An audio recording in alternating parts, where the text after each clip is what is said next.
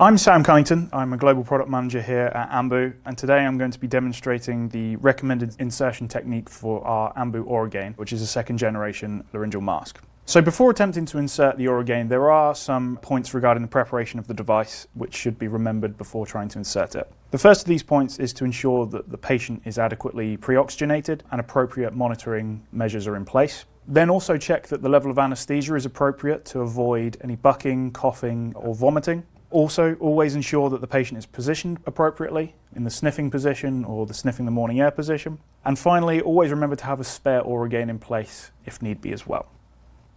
So moving on to the packaging, we have the AuraGain. It comes packaged in a plastic pouch. The packaging should always be carefully inspected before opening it to check for any damage. And then once opened,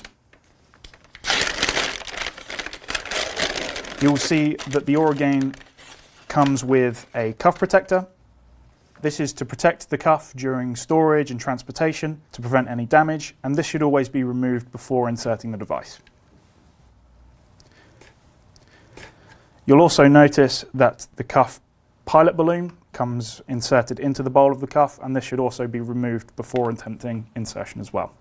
So prior to lubricating the device, the cuff of the AuraGain should always be fully deflated before lubricating it. And this should always be done using a flat surface to ensure uniform deflation. So we'll use this here, and pressing down firmly on the back plate whilst deflating the product,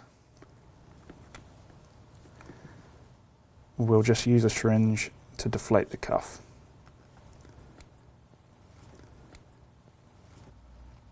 And then turning it over, you'll see that there's no wrinkles in the cuff, and this is to ensure that the tip becomes flattened against the roof of the patient's mouth when you are inserting the product.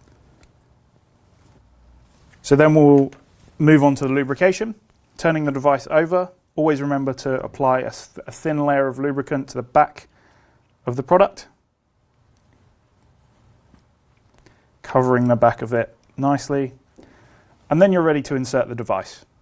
So now we have our patient in the sniffing position, and we have the AuraGain here. I'm going to attach the pilot balloon into the handy clip here, just to keep it safely secured.